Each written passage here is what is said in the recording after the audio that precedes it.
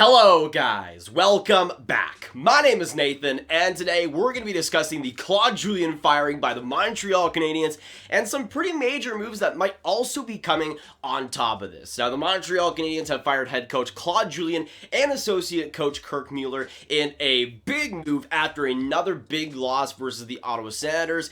But with the Montreal Canadiens still in their slump, what is next for them and what moves could we see potentially in the near future? Watch till the end for all of the trade rumors, all the news, and hit that subscribe button if you're new. 70% of the people that are watching the videos are not subscribed, so hit that subscribe button for more hockey and Habs content just like this. Now, the Montreal Canadiens, yes, have gutted about half their coaching staff, but I think there's a lot of reason to think that we could see a major shakeup as well in the near future, not just with the coaching staff, but with the roster as well. Now, to get things straight with the Montreal Canadiens, they have been bad these past couple of weeks. In the first couple of weeks of the season, though, it was a different story. They were first in the NHL, almost everything was working for them. Manderson and Toffoli and the new guys were looking great for them, and the whole team was rolling and getting going, and it was great for them. There were some concerns. I think the penalties were a concern. I thought Carey Price's start was a little bit concerning, and the penalties in general, the special teams were not that great besides the scoring on the shorthanded side of things. I think there was some changes that could have been made, but the team was doing so well overall that it was kind of mute at that point. Fast forward to now, when the Montreal Canadiens had a chance back then to potentially win the division. Now they're fourth in the division. They are basically 500 if you count overtime losses, with a 9-5-4 record. Not good whatsoever, and they've had a couple of good wins. They had that win versus Toronto, but when you lose two straight to the Ottawa Senators, I think you do need some changes, and I think the Montreal Canadiens, in firing Claude Julien and Kirk Muller, are making the right decision here. Now, personally, in some respects, I think Claude Julien did a good job with the Montreal Canadiens. In others, I think there was a lot that was seriously lacking. Now, every coach in the NHL has an expiration date, and Claude Julien's been on the Montreal Canadiens for quite a while. I think 5 years at this point now, and he's had a long time to mold the team into what he wants them to be. And in some respects, the more dump and chase speed, puck handling hockey that the Montreal Canadiens can play and have played at points, I think kind of works for that roster in a lot of ways, but in some ways it kind of strangles a team into a lone identity that I think the Montreal Canadiens don't need to go into per se. Now, the Montreal Canadiens haven't decided on any new coach. We'll see what they end up going there, but I think firing Claude Julien, firing Kirk Muller is the right decision here for the Montreal Canadiens. Now, I think the biggest one is Kirk Muller being gone. He was in charge of the power play for the past 4 years, or I think since 2016, 2017, and with Kirk Muller, he's been in charge of that power play. He was brought in to fix that power play, which for the Montreal Canadiens was never really that great, and in his tenure, the best they got was 13th overall, but it's around 20th almost every single year. But this is a team that should be good on the power play, with the options they have in Gallagher and Toffoli, in Tatar and Suzuki and Kotkaniemi. This team should be a top 15 power play team, I would say, but it's just not there right now. And I think firing Kirk Muller,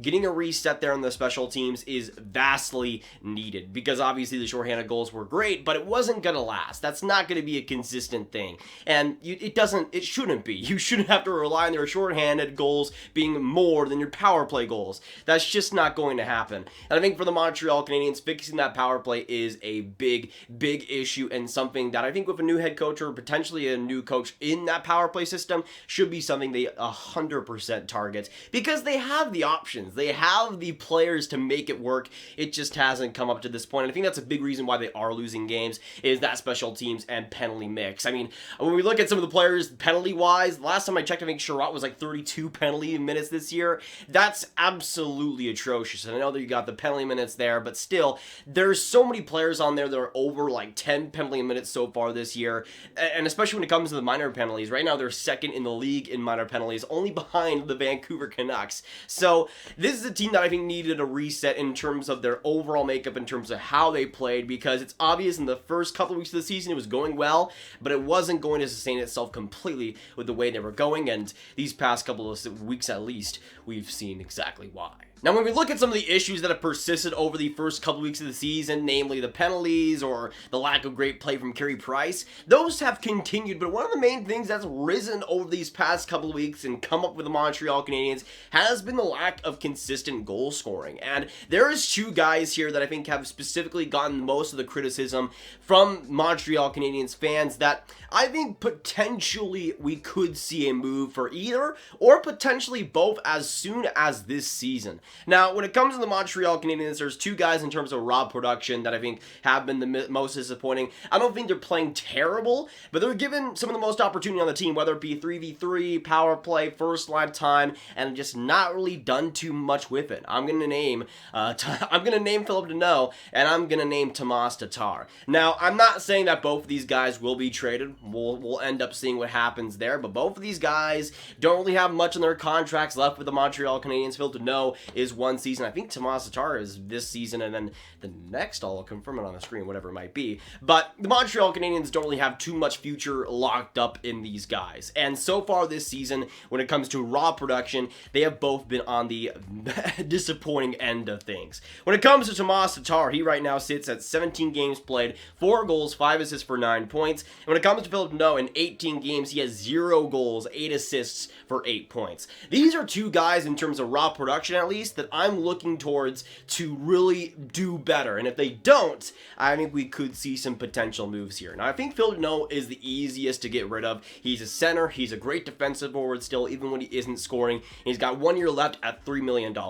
Even though a lot of teams do not want to take on salary, as we saw with nobody claiming Adam Henrique, that's still a bargain of a contract, even when Phillip Danault is not on his game. With the defense that he has, at least, that's a guy that, even as like a third-line center, I would love to have on my team. And if you're getting him in a trade, if you're getting him as a rental in the trade deadline, I don't think that's the worst thing in the world. Tomas Tatar is a little bit of a different story because I think you need to give him the opportunity for him to really flourish. But this year, he's gotten the opportunity and hasn't really done much with it. He hasn't really been too consistent either, and sometimes does look pretty invisible. That does happen with Tomas Tatar, especially in his whole stint with the Vegas Golden Knights, but it's just not worked out this season for the Montreal Canadiens or them. And there's a lot of forwards, guys like Toffoli, guys like Anderson, guys like Suzuki, who have been a lot more noticeable, a lot more consistent, and plainly just a lot better this season. I mean, the one line mate in Brendan Gallagher has really been driving that line this entire season, but especially recently, seems like the only guy that is getting production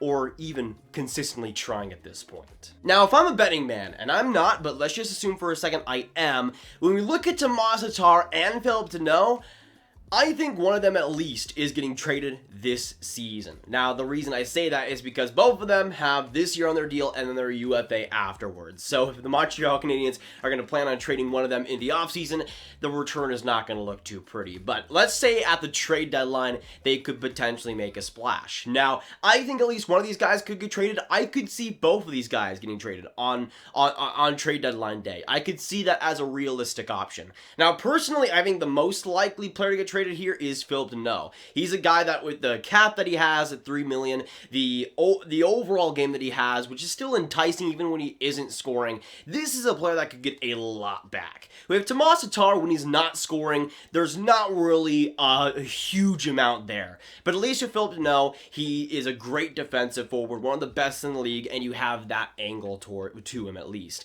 And I think for the Montreal Canadiens, they could get quite a bit back for him. The reason I say Phillip Danault is because I think the center situation for Montreal could stand to benefit here. With Jesperi Kotkaniemi, he was just not really given too much of an opportunity this season, especially these past couple weeks where he has been so solid for them, yet still doesn't really get much of an opportunity compared to the rest of the Montreal Canadiens, and especially with the players that are playing right now, Kotkaniemi has been one of the best out there. We'll see if that ends up being fixed with a new head coach, but the Montreal Canadiens could easily just trade Phillip Danault, make Nick Suzuki the first line center, then have Kotkaniemi as the 2C. They're playing like it right now, and I think they could be able to handle it. Now, Nick Suzuki has had some problems recently, but I think it's not anything that he can't get over eventually. I think for the Montreal Canadiens, they might have to accept the fact that this might be a stepping stone year truly to get to the next level afterwards. If it is that way, and they do think that way, then I think for the Montreal Canadiens, trading either or might be the way to go. But another angle that we do have to consider here is Marc Bergevin. I mean, I think this firing might cost him, or might get him another year, let's say, because it kind of distracts from him, for instance. But I think for the Montreal Canadiens, for Marc Bergevin, there's enough excuses. This team, I think, is good enough. This team, I think, should be up to a great level. And I think Marc Bergevin, in terms of the roster that he's built, it does deserve some credit. But at some point, you do need to actually start winning. You do need to actually start being consistent, and you do actually have to start making the playoffs. Last year, we can say they made the playoffs, and sure they did, but they were the 24th overall team when they did end up making it. That's not good whatsoever. And with the way they are trending this year, something needs to change. We'll see if they could get anything back in a trade like that, whether it be for Phillip Danault or Tomas, Tatar. But I think it's not just the coaching staff. I think there should be some changes made in the lineup, in terms of the roster there as well. Nothing that should absolutely change the franchise. I don't think trading Phillip Danault will change the franchise, but this is a team that I think desperately needs something new. We'll see if that gets fixed with the coaching staff, but I think, again, a Tomas, Tatar trade or a Phillip Danault trade could change that team for the better. Depends on what they get back, but I still see this as a team that should make the playoffs. I still see this as a team that can do damage in the Canadian division. Right now, though, it seemed like they were kind of confused, not playing up to that level that we expected. Again, we'll see if that coaching change does end up affecting things. I think it will affect things for the better, especially on that power play, especially when it comes to the special teams, and I am hopeful for the Montreal Canadiens.